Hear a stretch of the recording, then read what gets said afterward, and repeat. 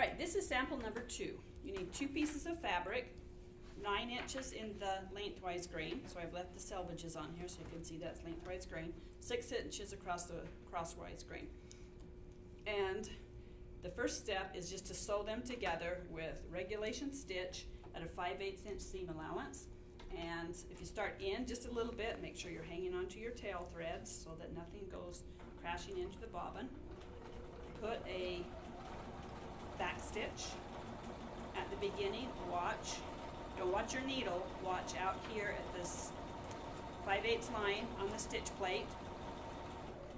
And do a back stitch. I need to do 2 of these. I'm just going to go right onto my next one.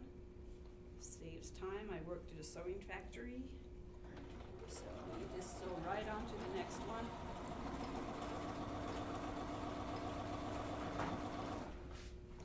At 5/8 of an inch. Back stitch again. This out. So I've got this one, cut the tails off of this one, and press these seams open. Press the seam just like you sewed it. So just give that a press, is just hold it down, don't wiggle it around, just hold it, lift it straight up, hold it. You don't want anything shifting. When you sew, you press.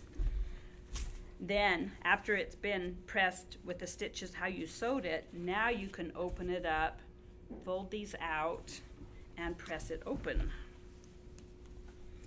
So, give it some pressure, give it some steam. So, open up, here's the other one, and this is nice and flat, so open both of these out and get that super, super straight. If you left it like this and just took one, first off, this one isn't getting pressed open, and the other one is, this doesn't always press back flat all the way, and you get what we call seam wells. We don't want those, so if ever possible, always flat, open it out and get that as flat as possible. All right, so because I have 2 of these, I have 4 seam allowances. So I have 1, 2, 3, and 4. If you just leave these seam allowances like this, depending on the fabric, some is worse than others, this will start fraying. And I'm having a hard time pulling this off because this is good, strong fabric, but not all of them are. Oh, there we go. So you can see that these threads are starting to pull off, and over the course of the life of whatever it is you just made, this starts falling apart, and if it keeps raveling, pretty soon your clothes have fallen apart, if that's what it is, or your curtains or whatever. So we want to do something to the edge of the seam allowances to keep them from fraying.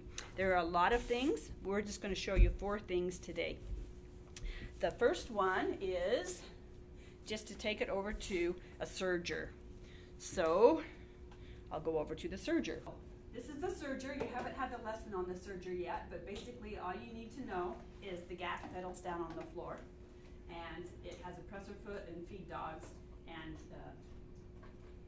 the lever to lift the presser foot up and down. But the beautiful thing about the serger is you don't need to lift the presser foot up. As soon as you put your fabric underneath the presser foot, the feed dogs take it, and you don't have to have fabric under the needles either. This surface right here, make it move up and down, is a knife, and you don't want that knife to cut anything off. So keep this as your edge for the edge of your seam allowance. So if anything, all you're cutting off is just tiny little fuzzies. And just let the machine do it. So take it all the way the length of the seam allowance. And another difference between a serger and a regular sewing machine is, if I lifted up the presser foot right now and yanked on this, I'd break all these threads. So don't do that. You actually get to just keep sewing. So hang on to your project, put on the gas pedal down there, and just let it keep sewing. And it will sew a chain. Make sure that that chain stays on the machine at least 3 inches long. You can go back, and I like to leave about a 1/2 inch of serging out on the ends right here, so that that will tie. If you pull on one of those threads, it ties itself into a knot. Okay, that's one way to keep that seam from fraying out. And this is what you'll see in your ready-to-wear clothes on the market. Okay, your other 3 seam allowances are going to be done on the sewing machine over here. So this one, well, let me do the other side of this. The next one is called a clean finish, and that's where you take this seam allowance, which was 5/8 of an inch, you'll take 1/4 of an inch of it and press it back on itself. And make sure that you're pressing it back to the wrong side. So when I look at this, at the end of this process, my seam from the wrong side looks like this, not like this. Don't fold it back on its to the wrong side. You're going to fold it so that it's underneath the seam allowance at the end of the day. So 1/4 of an inch. If you want to get your measurement out, your seam gauge or your iron, and press that first, you're welcome to. Seam finishes never need back stitching. You just do it. And I'm sewing right down the middle of that 1/4 of an inch.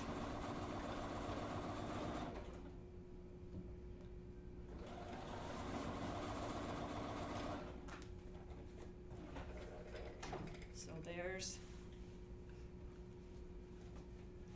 the serging on one side and that clean finish on the other side. All right, the next one is called a zigzag. This is poor man's serger. If you don't have a serger at home, you just put your machine on zigzag, is what we did for years and years before we had sergers. And so zigzag is stitch number 2. So there goes stitch number 2, and it tells me I can just stay with foot number 1. But personally, I like to put, because you have it, came with your machine, you have this foot number 2. It has this bar on it right here, and that bar supports the zigzag because you're going to be sewing right at the edge, and sometimes when you try to zigzag an edge, the thread yanks that edge and pulls it in. So if you want to, you can do it without maybe, and then put the foot on and do it with and see which one you like. But I like to do it with the number 2 foot. So I just line that right up with the edge of the foot and let the machine zigzag over the bar.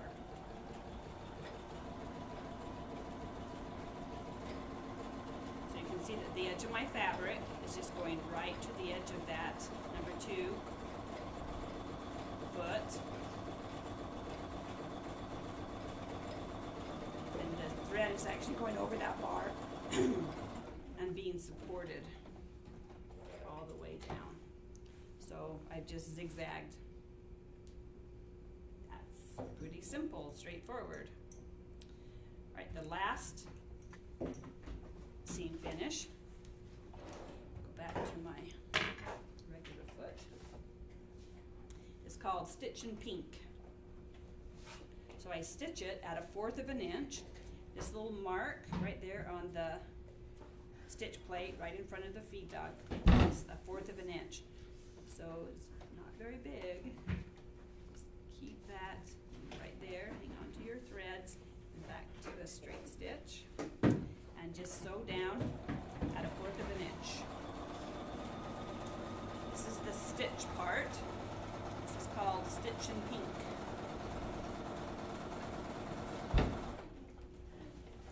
So there's 1/4 of an inch along the edge of the seam allowance, and these lovely looking things are called pinking shears, because as they sew, they cut a zigzag line. And I want the top of my point right at the edge of the fabric. So as I cut this, I want it to zigzag right at the top. What I'm actually doing is creating biases. Bias doesn't fray. So fabric that's cut on grain will fray, as I showed you before, but fabric on a bias, that 45-degree angle, it can't pull a thread out. So by making all these little mini biases, I can't grab a thread to bring it all the way out, because that zigzag prevents that. So there are 4 types of seam allowances, and in this class you're welcome to do any one of them. Most students end up just going over to the serger and doing that one because we have sergers and it's quick.